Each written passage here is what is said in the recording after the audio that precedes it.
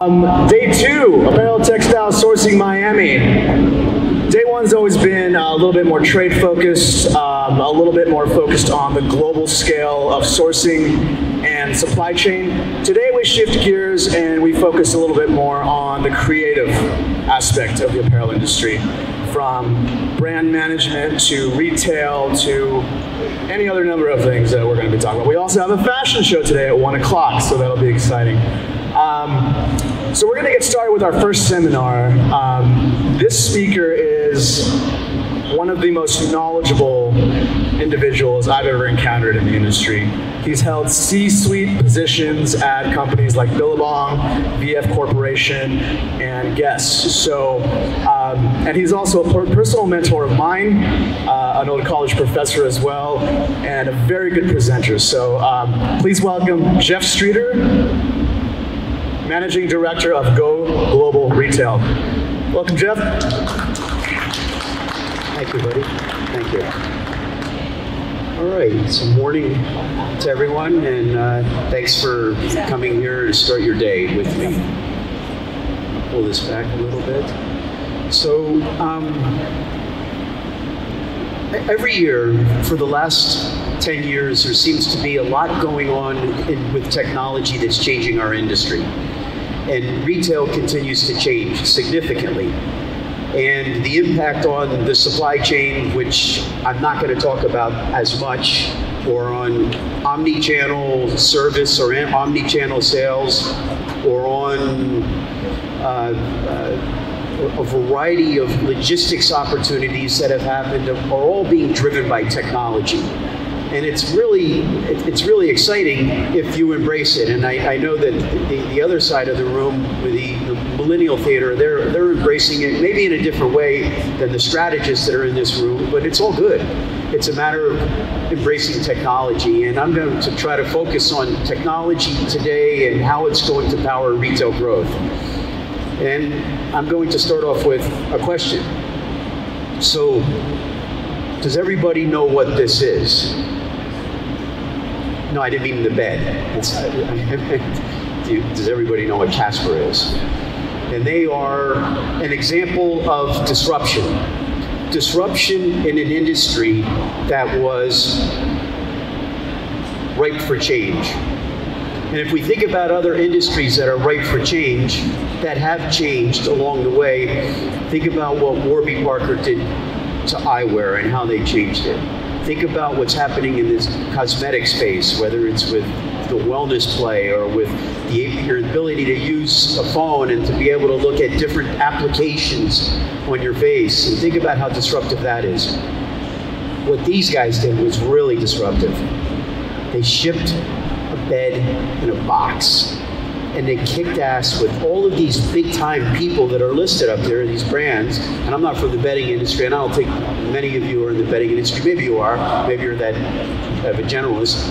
But they kicked ass, and they forced the closing of some of the brands that are not listed up here, and they forced people to rethink the model. And by the way, they're not the only player. There's another mattress that you may see when you're watching sports at home. Like, there's a company called Purple, and they're like a big player also. And these guys have gone from 0 to now they have double-digit of the marketplace.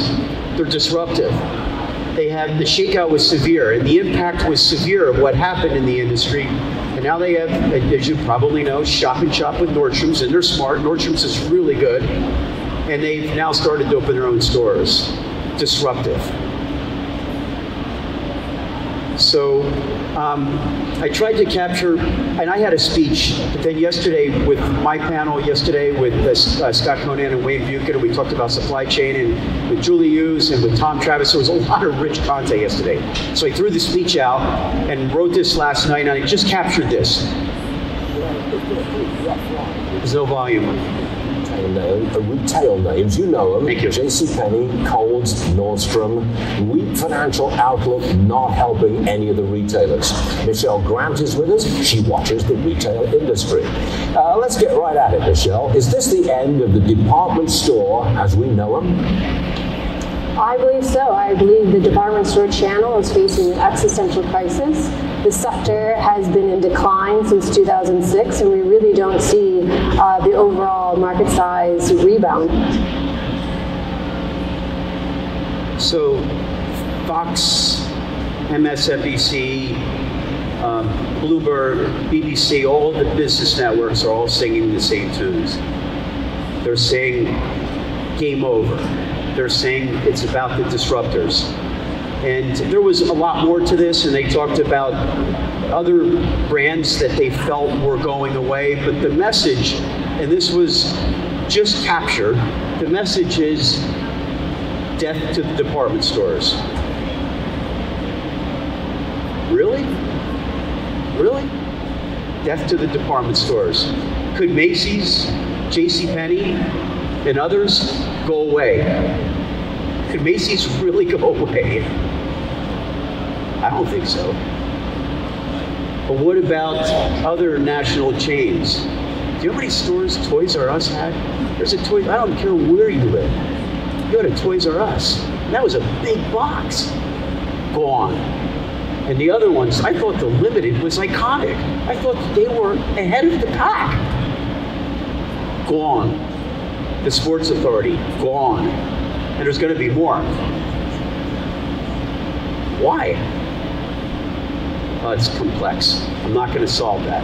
I will not give you my point of view, but because I'm an investor, debt is a big part of it. These people had too much debt and they were over leveraged, but it was more than that. It was also about not staying connected and aligned with their consumer. She's in control. You're in control, millennial or baby boomer. You're in control. Today's consumer, including myself, is smart. She's digital and she's connected all the time. My 17-year-old son, on his phone all the time. Your kids or grandkids or sisters and brothers on their phone all the time, including the lady sitting back there on the last row. She's on her phone, she's shopping. I had the right to do that. The third bullet point's for you. She is bold.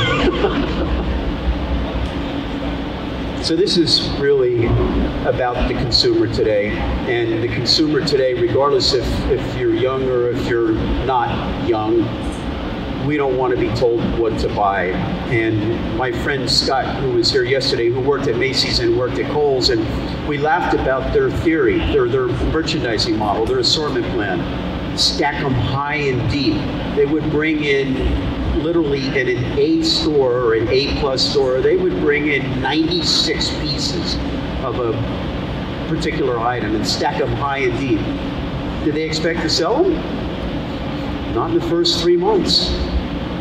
After the first 6 weeks, you'd see that first cut. After the next 4 weeks, you'd see the second cut.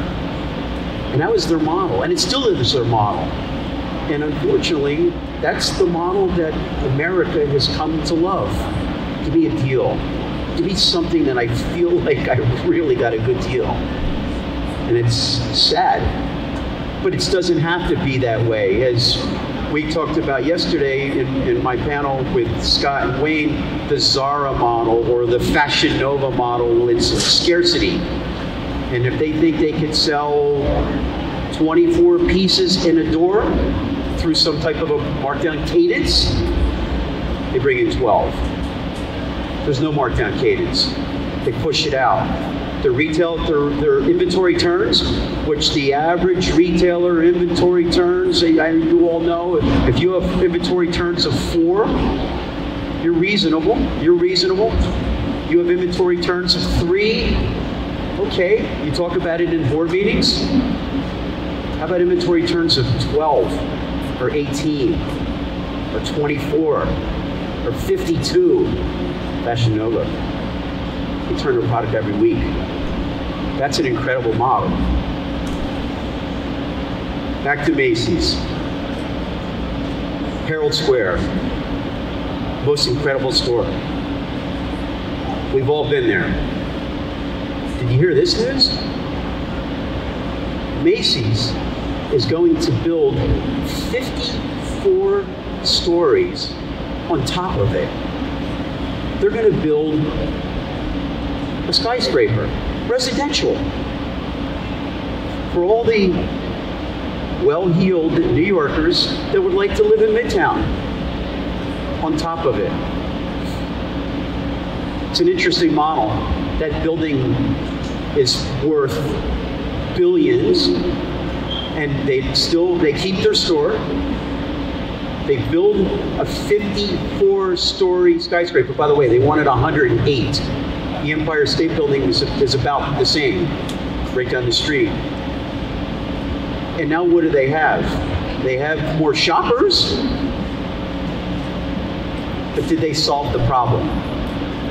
Did Macys solve the problem with now 54 stories on top of them? It'll be interesting. It'll be interesting as New York continues to change. Because I think that it's about machine learning and it's about artificial intelligence, whether it's in operations and supply chain, whether it's with connecting with the consumer through social and capturing those page views, dwell time, conversion, regardless of where she shops. I think it's about artificial intelligence and embracing that in all parts of what we do. This was maybe not yesterday, but really recent. And this is about artificial intelligence that Alibaba has unleashed. A mobile revolution is changing the way people do business in China.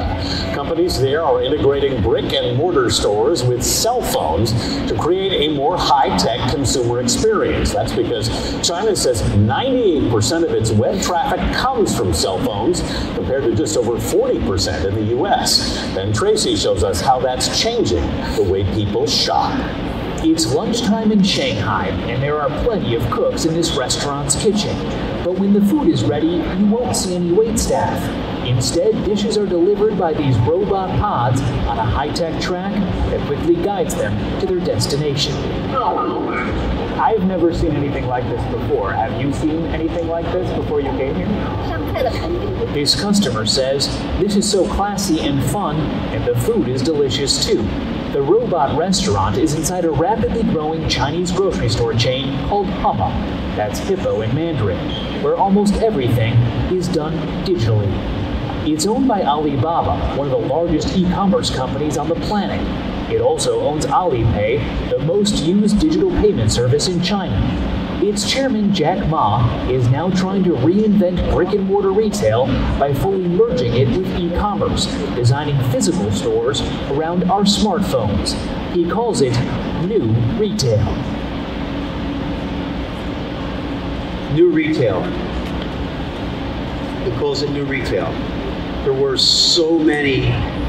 When I captured this last night on YouTube, which was just fun, I don't know if you all go on to YouTube and go up in the bar at the top and just type in various search things. Well, that's what I was doing last night after dinner at midnight when I put this together. And there was so much. There was so much that Amazon, so much that Alibaba, so much that's out there of how artificial intelligence is changing direct to consumer.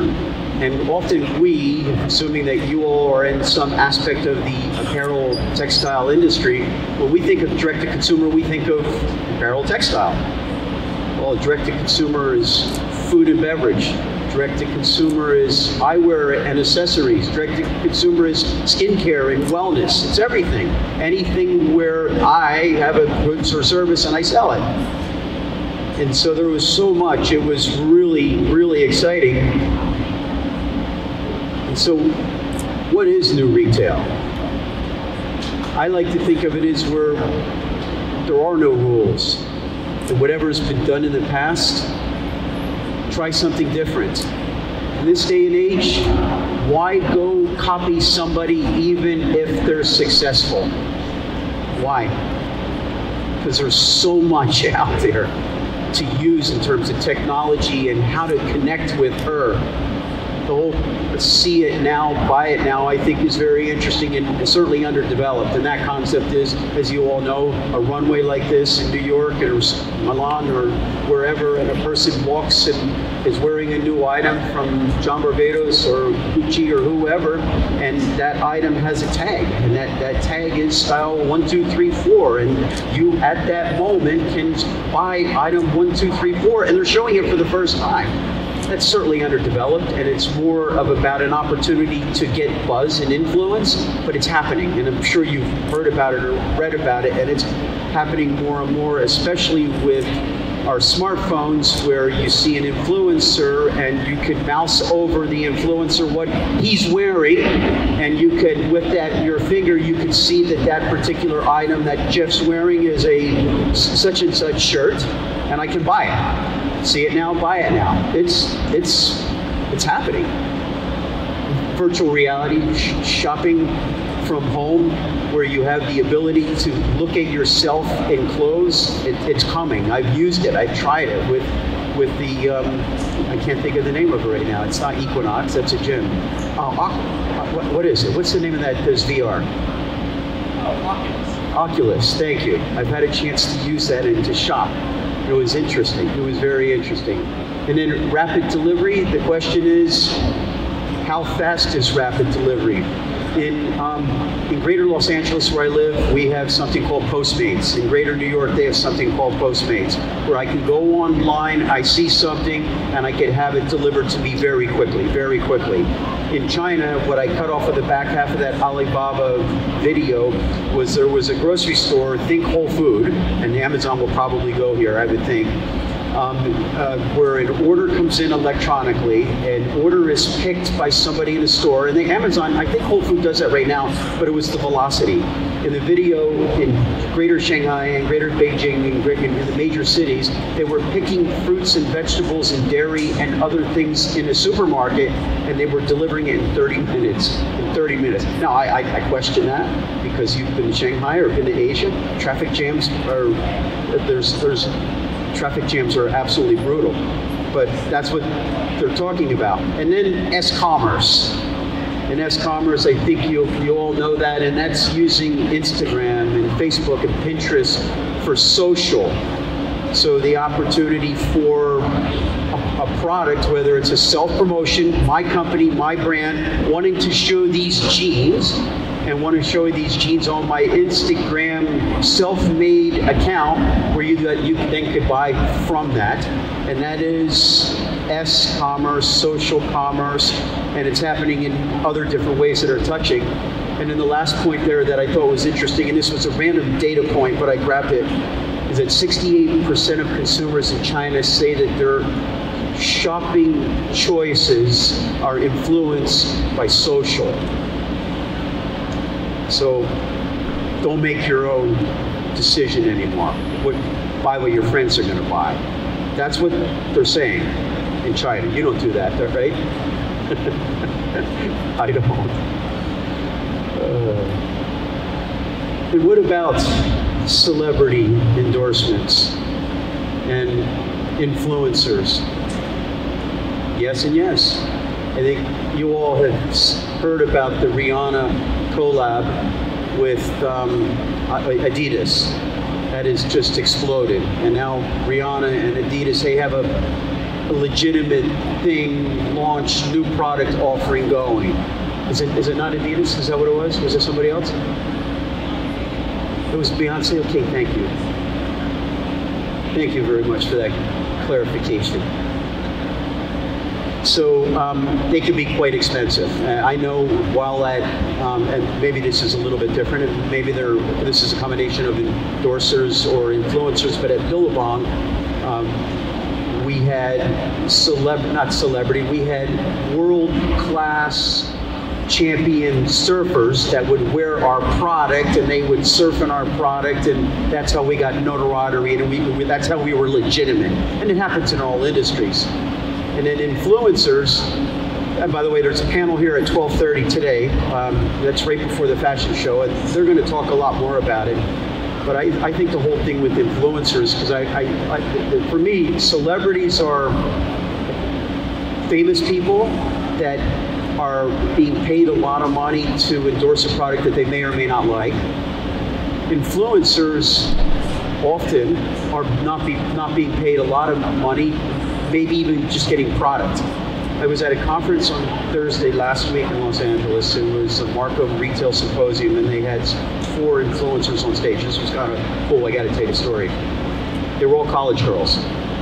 Two from the West Coast, SC, University of Southern California, and UCLA, and 2 from the East Coast, Rutgers, Jersey, and NYU. And these girls were talking about companies that contact them through an organization that brings in college girl influencers, 1 for college, 1 from UNC, 1 from Miami, 1 from wherever, and they are paid with products. And they wear this product, and these girls have 50,000 followers, massive amount of followers. And the people that are giving them product are really benefiting from these influencers. It's a highly effective way to connect with your target demographic. Highly effective. It's cost efficient. And then what about vloggers? Everyone knows what a vlogger is, right? So I got caught up a little bit, and I watched a couple vloggers, and I got to share this one with you. Can I go back a little volume? Can we have volumes? That's actually the most important part.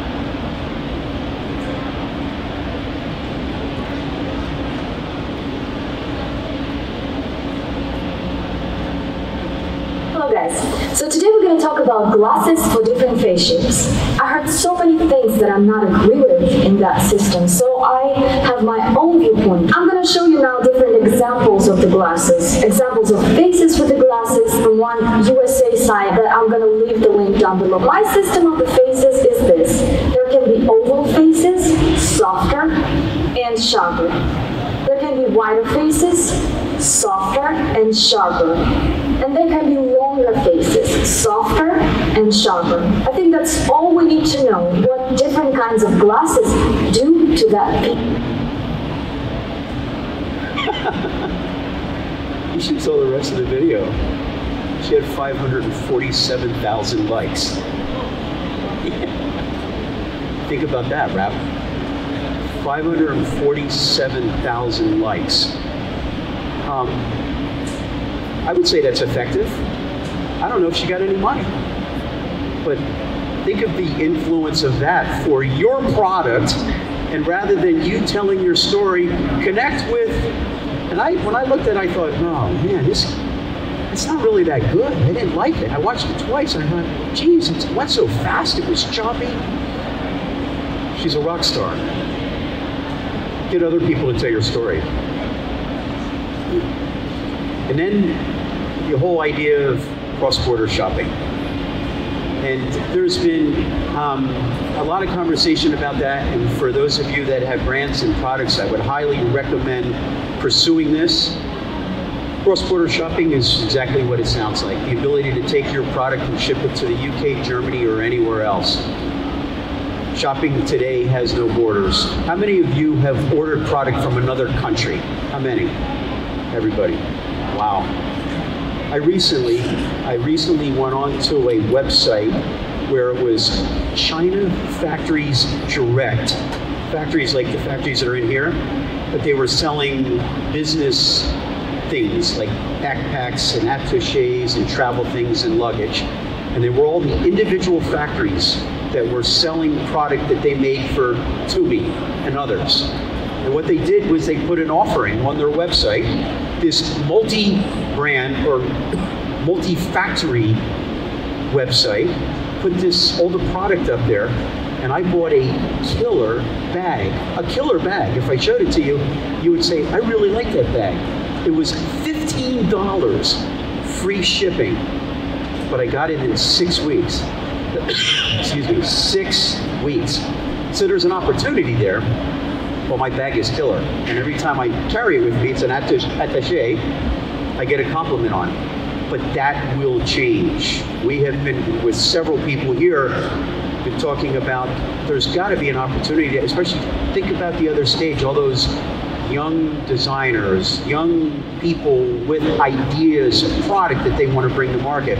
But they can't get it made here. The MOQs that they're looking for, the MOQ here is probably 500. And as a factory, talk to anybody from Vestex, talk to people from Peru. 500 is not easy as a manufacturer. You all know, it's not easy.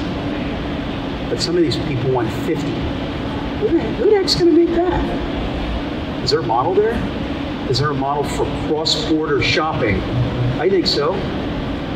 So the e-marketing website that I went to, which was filled with like outstanding product or knowledge, said that 24% of China's digital shoppers will make a cross-border shopping purchase this year, and it's up 15% YOY, and it's expected to be $115 billion Chinese people buying product in London or the United States or wherever. And it's the same thing for us. I think it's an opportunity, but it's one that the supply chain, the distribution and logistics component, we need to continue to think about. So these are some other additional facts to share. Well, 2019 hasn't happened. This is a forecast. Global retail up over 3% YOY, year over year. Online platforms continue to rock.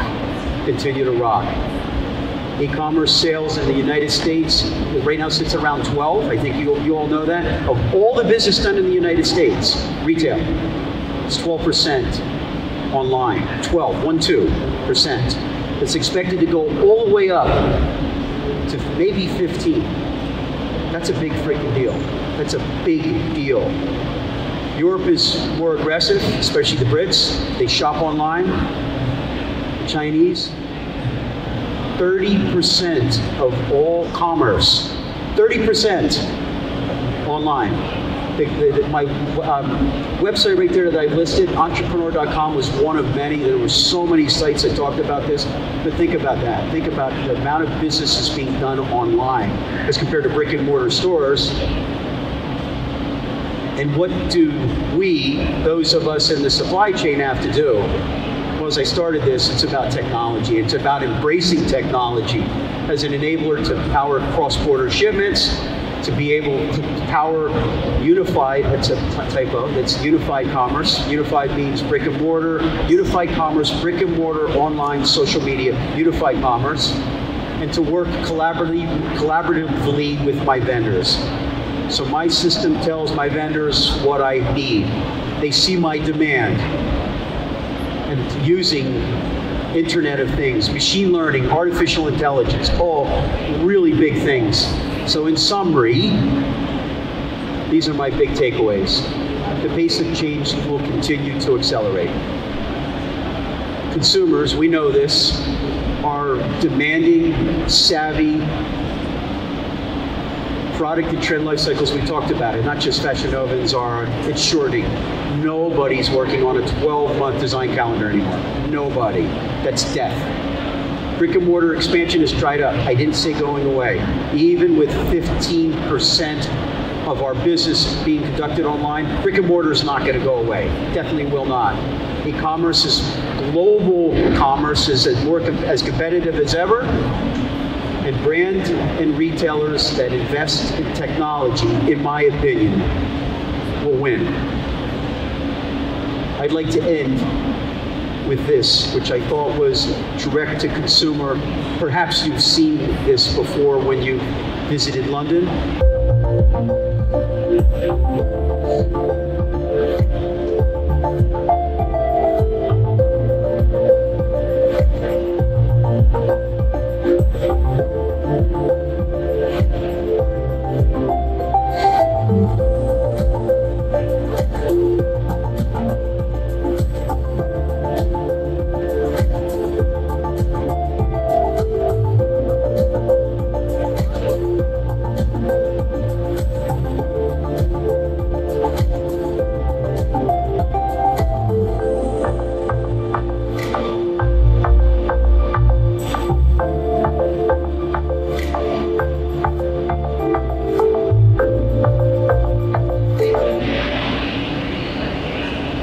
restaurants, eyewear, skincare, apparel, everything's about disruption. Thank you for listening, and I'll field a couple questions if there are any. Thank you.